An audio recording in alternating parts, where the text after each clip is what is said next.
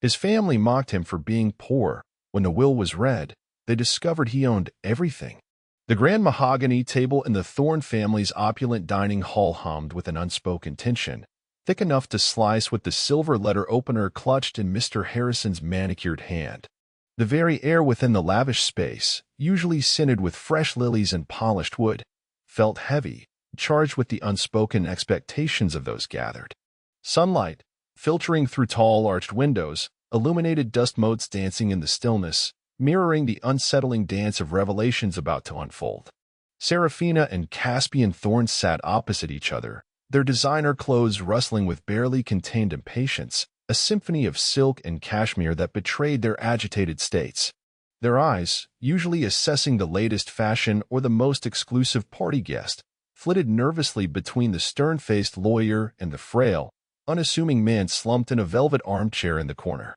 That man, Octavius Thorne, their supposed distant, destitute relative, had just uttered words that seemed to hang in the air like a poorly landed joke, a pronouncement utterly at odds with his seemingly diminished state. The game, as they say, Octavius rasped, his voice a dry whisper that belied an underlying steel, a carefully cultivated fragility that had served its purpose impeccably, is finally over. Serafina snorted, a delicate, dismissive sound that was almost a reflex whenever something displeased her. Her perfectly manicured hand rose to adjust a diamond earring, a gesture of practiced disdain. Over? What on earth are you talking about, Uncle Octavius? Are you perhaps referring to your never-ending stay here? Because if so, we agree. It's certainly over.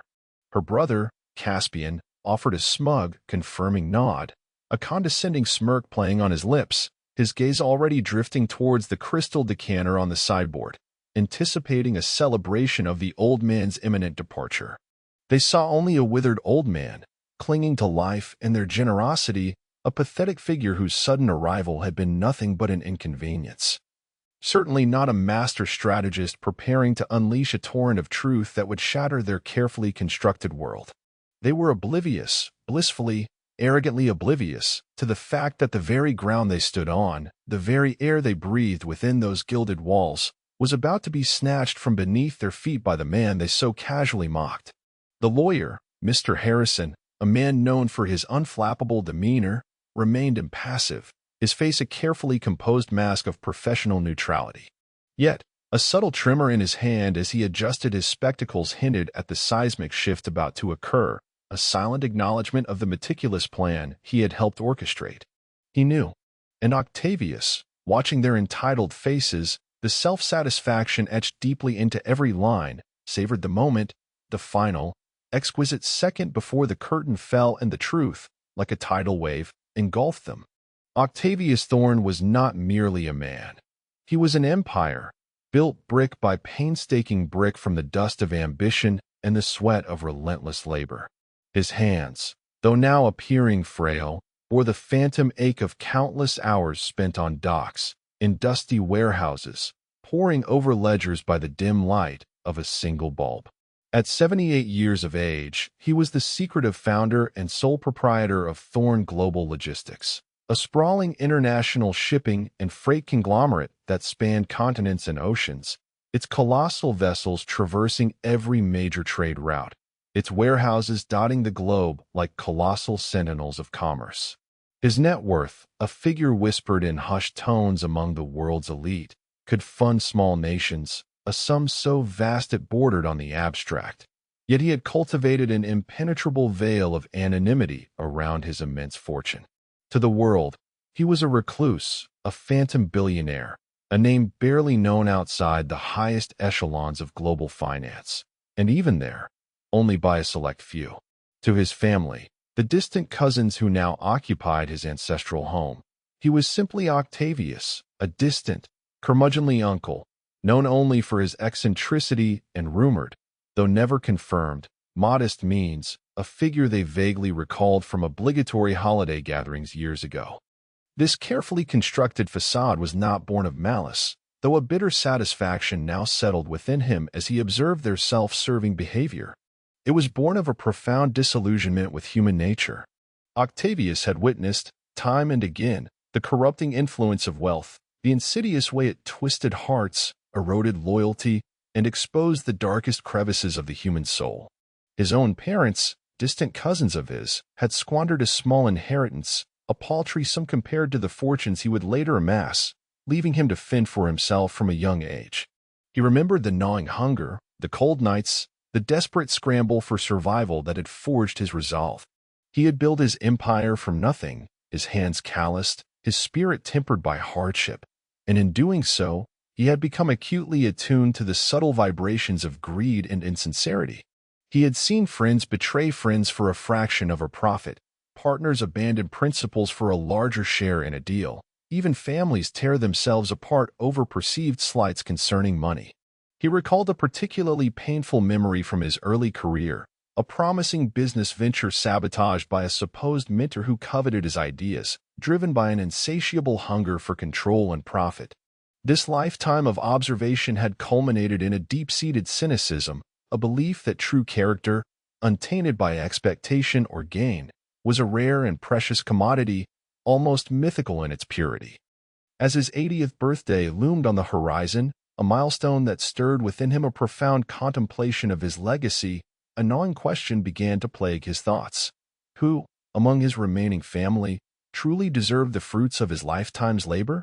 His only direct descendants were his twin grandchildren, Seraphina and Caspian, children of his late son, Arthur, whom he had loved dearly but who had, tragically, passed away young in an accident, leaving his children to be raised by their overly indulgent mother, Eleanor. Eleanor, herself from a family of inherited wealth, had instilled in them a sense of entitlement and a deep-seated aversion to anything resembling effort or hardship.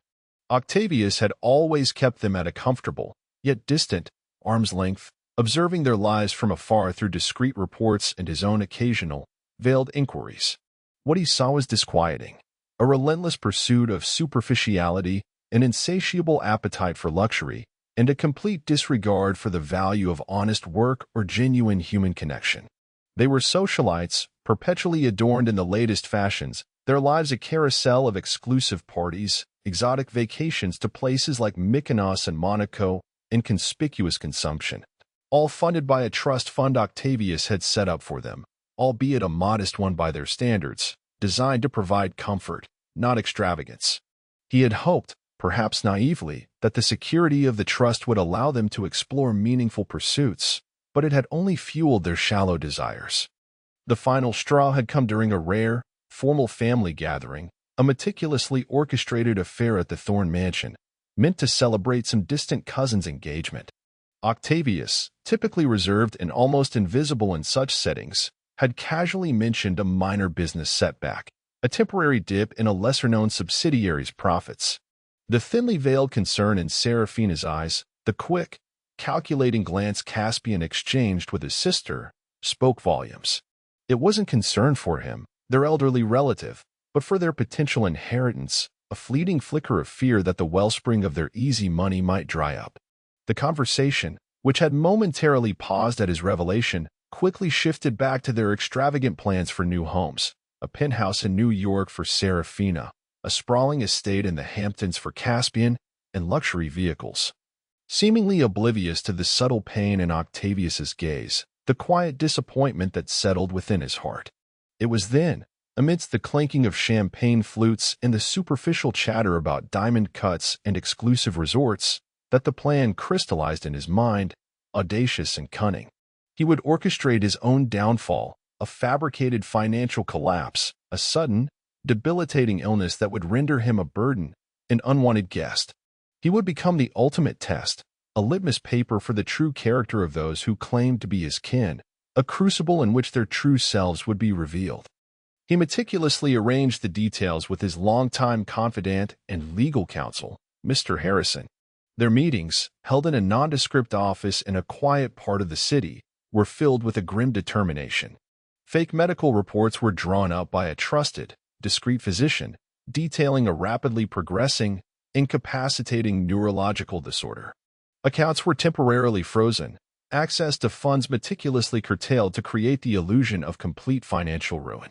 A narrative of a previously undiagnosed, rapidly progressing illness that had left him incapacitated and penniless was carefully constructed, complete with a staged dismissal of his loyal staff and the ostensible sale of his personal properties.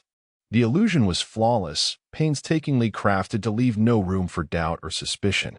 He would arrive on their doorstep, a ghost of his former self, a figure of pity and, as he suspected, annoyance. He would observe, he would listen, and he would finally know, unequivocally, who among them possessed the rarest of human virtues, genuine compassion, untainted by the promise of inheritance, unburdened by the weight of expectation. The stakes were nothing less than his entire legacy, the culmination of a life's work, resting on the simple, yet profound, question of whether true kindness still existed in the hearts of those who called themselves family. The chill of the autumn air seemed to bite deeper than usual as Octavius, bundled in a threadbare coat and leaning heavily on a gnarled walking stick, was slowly guided through the grand iron gates of the Thorn estate. The very air felt different, sharper, as if the world outside the gilded cage of his wealth was more real, more visceral. He had arrived not in a sleek limousine, which would have been his usual mode of transport, but in a modest, rented sedan, driven by one of his trusted, discreet employees posing as a social worker, a final touch to underscore his supposed destitution. The sprawling mansion, with its manicured lawns, precisely trimmed hedges, and towering oak trees ablaze in autumn colors, loomed before him, a symbol of the very opulence he now sought to expose, a monument to the shallow values he had grown to despise. He watched Seraphina and Caspian descend the marble steps, their faces a carefully crafted mask of polite concern that barely concealed their irritation, a thin veneer over profound annoyance. Uncle Octavius, Seraphina's voice was saccharine, laced with a faint but undeniable distaste, a subtle inflection of disgust that grated on his ears. "We're so terribly sorry to hear about your predicament. Such an unfortunate turn of events." Her eyes, however, scanned his worn attire, noting the scuffed shoes, the frayed cuffs of his coat, and the general air of decrepitude, her gaze lingering on the worn fabric as if it were a contagion. Caspian merely offered a curt nod, his gaze fixed on some distant point beyond Octavius, as if the mere sight of his impoverished relative was an affront to his refined sensibilities, an unwelcome blot on his otherwise pristine day. He could almost hear the silent tallying in their minds. How long would this inconvenience last? What would it cost? They led him not to one of the lavish guest suites on the main floor, replete with gilded furnishings and panoramic views, but to a small, dusty room on the third floor, typically reserved for seldom-used storage. It was cramped, barely large enough for the single, unadorned window overlooking the back gardens and a bed that creaked ominously with every shift of weight, its mattress thin and lumpy. The wallpaper was peeling in several places, and a faint smell of mildew hung in the air. "It's cozy," Seraphina offered, gesturing vaguely at the peeling wallpaper, her voice still holding that irritatingly false sweetness. "And quiet. Perfect for your recovery." Octavius merely nodded, his eyes betraying nothing of the silent storm raging within him, no flicker of resentment, only a cold, methodical observation. He was not merely observing. He was experiencing, absorbing every slight, every dismissive glance, every calculated word, each detail adding to the irrefutable evidence of their character. He noted the uncomfortable silence, the lack of an offer for assistance with his sparse luggage, the quick retreat of his grandchildren once he was deposited in the room. The days that followed blurred into a monotonous rhythm of neglect and thinly veiled contempt. Meals were a particular humiliation, a stark daily reminder of his reduced status in their eyes. While Seraphina and Caspian dined on gourmet fare, prepared by their private chef, delicate roasted duck, fresh sea bass, and rich chocolate torts, Octavius was routinely presented with leftovers, often cold and unappetizing. One evening, a plate of congealed pasta, clearly scraped from the bottom of a serving dish, was placed before him, its sauce dried and unappealing. "It's good for you, Uncle," Caspian had remarked, a patronizing smirk playing on his lips, as if he were instructing a recalcitrant child. Simple, wholesome. You need to build your strength. The irony was not lost on Octavius, who knew that a single one of his luxury yachts consumed more fuel than their entire mansion used in a month, that the scraps he was given could not sustain a man of his age, let alone one recovering from a debilitating illness. He often woke in the night, the thin mattress offering little comfort, his stomach rumbling, and a deep chill permeating the poorly heated room. His requests were met with sighs and excuses, exasperated glances that communicated how much of a nuisance he was. He asked for a warmer blanket on a particularly cold night, only for Serafina to declare, with a dramatic sigh, "The heating bill is already astronomical, uncle. Perhaps a brisk walk would do you good." He overheard their hushed conversations, their voices carrying easily through the thin walls of his room, filled with complaints about the burden he had become, the financial drain he represented. "He's practically a charity case," Serafina had whined to Caspian one afternoon, her voice echoing through the thin walls of his room as she discussed her upcoming shopping trip. "And honestly, I don't see how he ever expected us to take him in. It's not like he ever did anything for us." Caspian had agreed, muttering about the impact on their social calendar, how Octavius's presence might tarnish their image among their elite friends. They even suggested, on several occasions, that perhaps a nice, quiet nursing home would be more suitable for his condition, hinting at a desire to be rid of him entirely, a suggestion they framed as concern for his well-being. "We just want what's best for you, uncle," Caspian had feigned, though his eyes betrayed a desperate hunger for the freedom Octavius's absence would bring, the freedom to resume their unburdened lives. They never once offered a genuine word of comfort, a heartfelt inquiry into his well-being, or a simple act of selfless kindness. Their world revolved around themselves, a vortex of self-interest that consumed everything in its path, their every interaction calculated, their every word a veiled complaint. Yet, amidst this landscape of calculated indifference, a solitary flower of kindness began to bloom, an unexpected bud of humanity in a barren emotional landscape. Elias, the estate's long-serving gardener, was a man in his late 60s, his hands gnarled by decades of toil, his face etched with the wisdom of simple living, his eyes kind and observant. He moved about the estate like a ghost, quietly tending to the flora, seemingly invisible to the Thorn twins, who barely acknowledged his existence.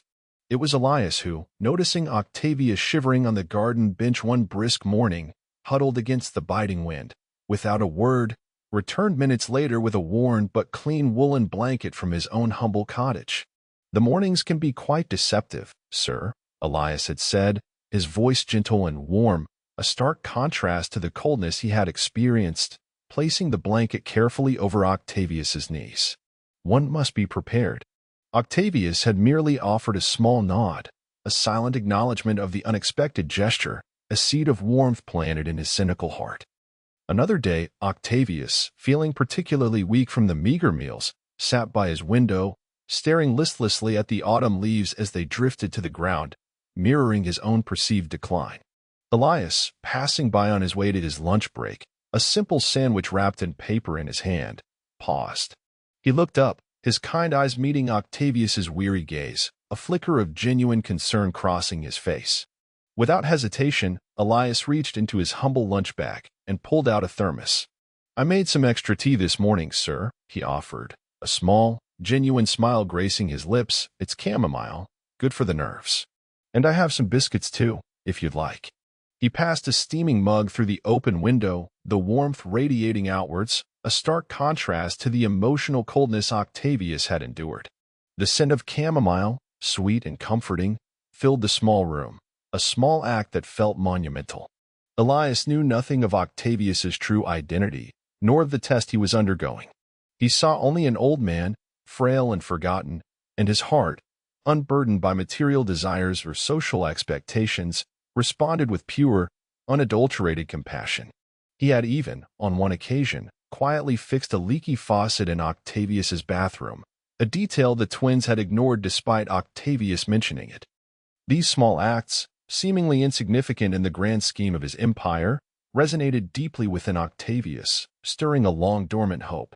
Elias would sometimes linger after delivering a blanket or a cup of tea, engaging Octavius in quiet conversation.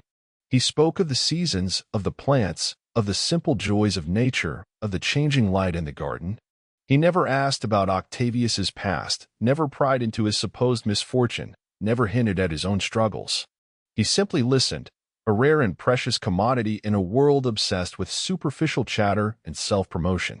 One afternoon, Elias even brought a small, potted rose from the greenhouse, its delicate petals a vibrant red. "It's a persistent variety, sir," he explained, placing it carefully on the windowsill, where it would catch the morning light. "Blooms even in adversity. Reminds me of life, in a way." Octavius found himself looking forward to these quiet moments, the genuine connection a balm to his soul. Elias, without knowing it, was tending not just to the garden, but to the very spirit of Octavius Thorn. Octavius observed the stark dichotomy, the vast, unbridgeable chasm. Seraphina and Caspian, his own flesh and blood, were like vultures circling a dying prey, their every interaction calculated, their every word a veiled complaint about the inconvenience he represented. They never once considered his comfort, his well-being. Conversely, Elias, who had nothing to gain, offered warmth without expectation, comfort without prompting, and a listening ear that truly heard. He shared his meager resources, his precious time, and his genuine concern, not out of duty, but out of an innate goodness that shone brighter than any diamond on Seraphina's finger. Octavius saw the truth laid bare, the vast, unbridgeable chasm between superficial affection and profound humanity. The bitter pill of his grandchildren's treachery was made somewhat palatable by the unexpected sweetness of Elias's pure heart. And with each passing day, as the charade continued, Octavius's resolve hardened, his ultimate decision for his legacy crystallizing with an unyielding certainty. The will, already drafted in broad strokes, began to take on precise, unalterable clauses, each word a testament to the lessons learned in the dusty third-floor room of his own mansion, a testament to the man who had shown him true kindness. The day of the will reading dawned with an ominous gray sky, mirroring the somber atmosphere that permeated the Thorn mansion. A sense of hushed anticipation hung in the air, heavy and palpable.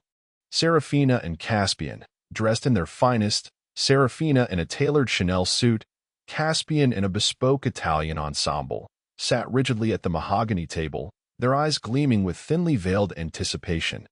Their lips curled into barely suppressed smiles. They had, of course, been informed that the family's legal counsel, Mr. Harrison, would be reading the will of their late, estranged father, Arthur Thorn, a man whose personal assets, while not comparable to their legendary Uncle Octavius's rumored vast, and now supposedly lost, fortune, were still substantial enough to warrant their full attention and greedy calculations. The irony of the situation, the true will that was about to be read, hung like an invisible shroud over the room, a secret known only to two men. The doorbell chimed, a crisp, authoritative sound that cut through the silence. Seraphina, ever the more outwardly composed, though her fingers drummed a nervous rhythm on the tabletop, motioned for a servant to admit the guest. Mr. Harrison entered, his polished leather briefcase clutched firmly in his hand, his usually calm demeanor holding a spark of something unreadable in his eyes, a flicker of solemn satisfaction. He exchanged polite, yet distant, greetings with the twins, his voice even, his gaze carefully avoiding theirs. Then his gaze, for a fleeting moment, locked with Octavius's, who still appeared slumped and frail in his armchair. A subtle nod passed between them, a silent acknowledgement of the impending storm, a silent agreement that the final act was about to begin. "Good morning, Seraphina, Caspian," Mr. Harrison began, his voice clear and resonant, filling the grand hall. "We are here today to read the last will and testament of your father, Mr. Arthur Thorn." The twins leaned forward, their faces alight with a predatory eagerness, their eyes gleaming with avarice. Mr. Harrison cleared his throat, a deliberate pause that heightened the tension, then slowly opened the leather-bound document that lay before him. "However," he continued, his eyes sweeping slowly over the room, meeting their expectant gazes, "before we proceed with Mr. Arthur Thorn's will, there is another matter of utmost importance that requires our immediate attention." Seraphina frowned, her carefully sculpted brow furrowing in irritation. "Another matter? What could possibly be more important than father's will, Mr. Harrison?" We have plans, you know." Her voice was sharp, impatient, her thinly veiled politeness cracking under the strain of delay. Caspian scoffed, a dismissive sound. "Unless Uncle Octavius here has suddenly found a forgotten treasure map, I highly doubt anything else warrants a delay." He shot a dismissive glance at Octavius, who remained slumped in his chair, seemingly frail and unresponsive, a pathetic figure they barely acknowledged. He could not have been more wrong. Mr. Harrison's gaze hardened, focusing intently on the twins, a glint of steel entering his eyes. "On the contrary, Mr. Caspian, this matter is directly related to your Uncle Octavius. In fact, it concerns him more profoundly than you could possibly imagine."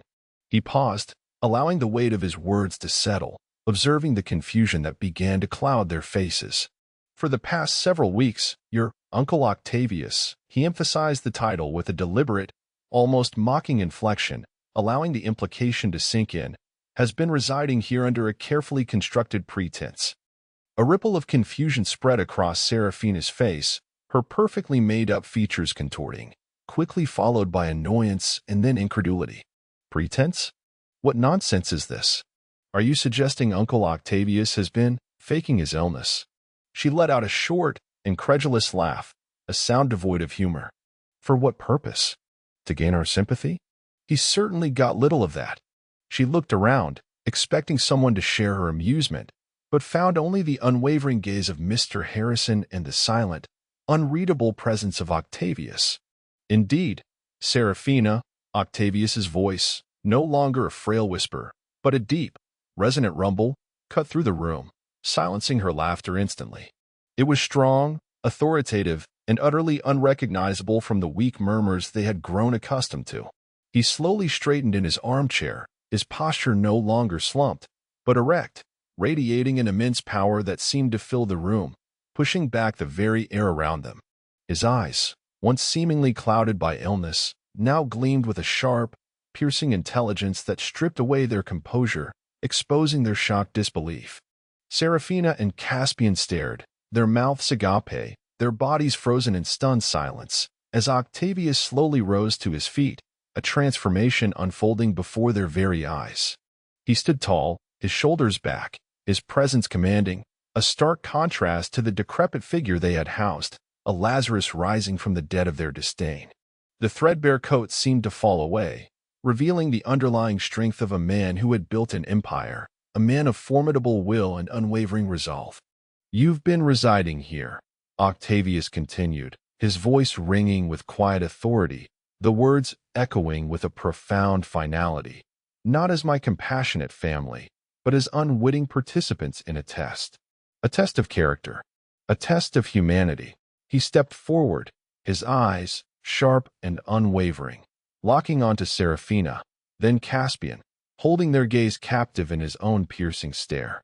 "And I regret to inform you both, you have failed spectacularly."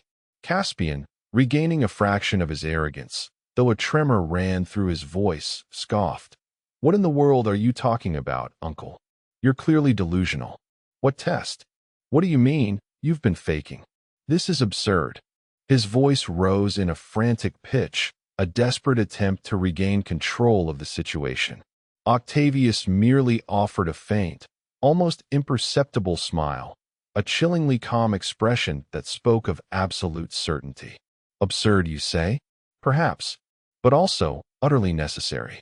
You see, Seraphina, Caspian, I am not merely your poor, distant Uncle Octavius who fell on hard times.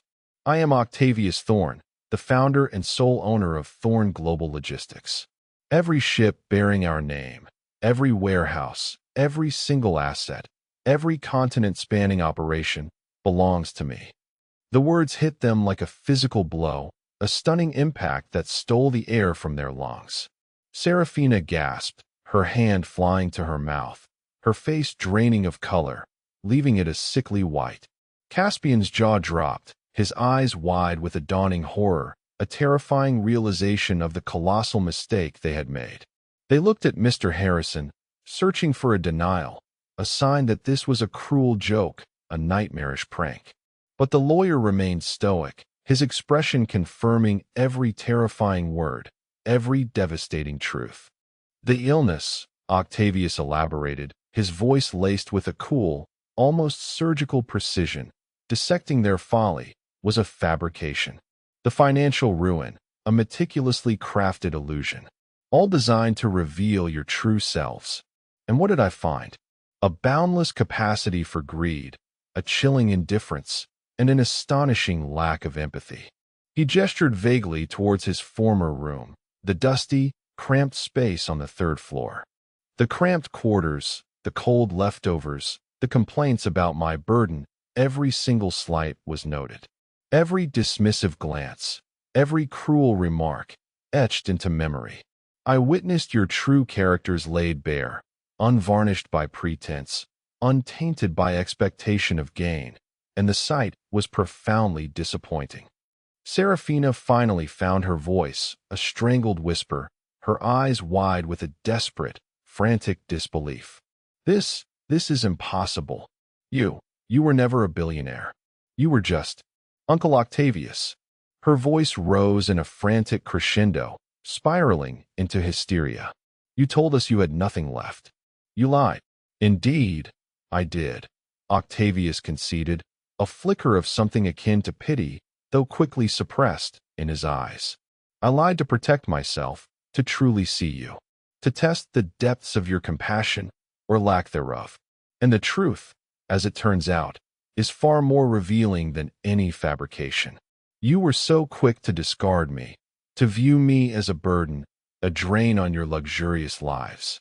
You never once considered my comfort, my well-being, my supposed suffering. Your only concern was how to rid yourselves of the poor relative who might impede your inheritance, or at the very least, inconvenience your opulent existence. He paused, allowing the weight of his final pronouncement to settle upon their horrified faces. And that, my dear grandchildren, is why you will inherit nothing. The silence that followed was deafening, a vacuum created by the sudden collapse of their world, shattered only by Serafina's choked sob and Caspian's guttural cry of disbelief, a sound of utter despair. The true climax was not just the revelation of his wealth, but the chilling declaration that followed, a sentence that would forever alter the course of their lives and deliver the ultimate, devastating consequence of their avarice. The silence that followed Octavius's declaration was not empty. It was filled with the deafening roar of shattered expectations and crumbling realities. Serafina, her perfectly sculpted face contorted in a mask of disbelief and betrayal, her eyes wild, finally shrieked, a sound more akin to a wounded animal than a sophisticated socialite. Nothing? You can't be serious. This is a joke. You're playing a cruel trick. I am your granddaughter, your only living direct descendant. Her hands clenched into impotent fists at her sides, trembling with a fury born of entitlement. Caspian, his initial shock giving way to a furious, entitled rage, his face contorted in a grotesque mask of fury, lunged forward, only to be subtly blocked by Mr. Harrison, who stepped calmly between him and Octavius, his presence a quiet, immovable barrier. This is outrageous. You can't disinherit us. We'll contest the will. We'll expose you. This whole charade, it's fraud. His voice trembled with a potent cocktail of fear and fury, his carefully constructed composure shattered into 1,000 pieces. Octavius merely raised a hand, a gesture of dismissive authority that instantly quelled Caspian's outburst. Contest it. On what grounds? That I chose to observe my own family's character? That I chose to protect my legacy from those who would squander it on superficialities and self-indulgence? Every step of this charade, as you call it, was meticulously documented and is entirely legal. Mr. Harrison has all the necessary affidavits and evidence to prove my identity and my sound mental state throughout this experiment. His voice was calm, utterly unwavering, a testament to his absolute control. Mr. Harrison, stepping forward, his expression grave, opened a different, much thicker, document from his briefcase, its pages rustling softly in the silence. Indeed, as of this moment, all of Thorn Global Logistics' assets, including this estate, are legally transferred to the new holding trust, as per Mr. Thorne's irrevocable instructions. Your trust funds, which were established by Mr. Thorne and provided for your comfortable upbringing, will, of course, remain intact. However, they are finite. There will be no further endowments, no further inheritances from the main Thorne estate or Mr. Thorne's personal fortune. He paused, allowing the gravity of his words to sink in, watching their faces drain of the last vestiges of hope. And as for this property, the Thorne family mansion, it is now officially part of the Thorne Philanthropic Foundation. You have precisely 1 week to vacate the premises. Serafina stumbled back, clutching at her chest as if she had been physically struck. 1 week? Vacate. But where will we go? This is our home. Our family home. Her voice dissolved into hysterical sobs, tears streaming down her face, ruining her perfect makeup. But for once, she was oblivious to her appearance. Caspian, pale as a ghost, whispered, his voice barely audible. You're taking everything? After all these years? After we took you in? The irony of his words, given their treatment of Octavius, was so profound it bordered on the absurd, a bitter mockery of their self-perception. You took me in, Octavius retorted, his voice sharp with the sting of their past actions, each word a precise cut, because you believed I was a destitute relative whose demise would clear the path for your anticipated inheritance. You treated me as a burden, an inconvenience. You denied me basic comfort, offered me scraps, and openly discussed your desire to relegate me to a nursing home. You saw only my perceived poverty, not my humanity. You saw only the potential for gain, not the responsibility of compassion. Your actions spoke volumes, my dear grandchildren, and those volumes wrote your fate. As the twins grappled with the terrifying reality of their financial ruin and impending homelessness, the quiet figure of Elias, the gardener, who had been tending to a wilting fern in the corner, a task he often performed quietly during important family meetings, suddenly found himself called forward. He had stood there, an unseen witness to the unfolding drama, his heart aching for the poor old man, and now, baffled by the sudden shift in Octavius's demeanor, his mind struggling to piece together the fragments of this unbelievable revelation. Elias, Octavius said, his voice softening considerably, a stark contrast to the steel he had employed with his grandchildren, a warmth entering his tone that had been absent moments before. Please, come forward. Elias, bewildered, slowly shuffled towards the table, wiping his calloused hands on his trousers, his eyes wide with confusion. Yes, sir, he mumbled, his gaze darting nervously between Octavius and Mr. Harrison, still not comprehending the magnitude of the situation. Octavius turned to Mr. Harrison, a faint, contented smile gracing his lips. Mr. Harrison, if you would be so kind as to read the final clause of my true will. Mr. Harrison nodded, pulling out a separate, smaller document, its crisp pages a stark contrast to the thick will he had just laid aside. To Elias Finch, he began, his voice clear and resonant, filling the now silent room, the diligent and kind gardener who, without expectation of reward or knowledge of my true circumstances, displayed genuine human compassion and warmth when it was most desperately needed. I bequeath the following: a fully paid-for, modest but comfortable home of his choosing, within a reasonable distance of his current residence, along with a significant sum of money equivalent to a comfortable lifetime's salary to ensure his complete financial security and well-being in his retirement. Furthermore, Elias Finch is hereby appointed as the head groundskeeper and estate manager of the Thorne Philanthropic Foundation, with a generous salary and full benefits should he choose to continue his invaluable work. Elias's eyes, already wide, now brimmed with unshed tears, reflecting the disbelief and overwhelming emotion that welled within him. His mouth opened and closed soundlessly, his mind struggling to process the enormity of the words, the sudden, unimaginable shift in his own humble life. Sir, he whispered, looking from Mr. Harrison to Octavius, as if expecting to wake from a dream, to find himself back in his small cottage, the words fading into the morning mist. I don't understand. This is too much. Octavius stepped closer to Elias, placing a gentle hand on his shoulder, a gesture of profound respect and gratitude. Elias, you showed me more kindness in a few short weeks than my own family showed me in a lifetime. You saw a struggling old man and offered him warmth, tea, and a listening ear. You acted from a place of pure, selfless generosity, asking for nothing in return. That, Elias, is a treasure far more valuable than any inheritance, and it is a treasure that I choose to reward. Elias, overwhelmed, finally collapsed onto a nearby chair, burying his face in his hands, silent tears streaming down his weathered cheeks.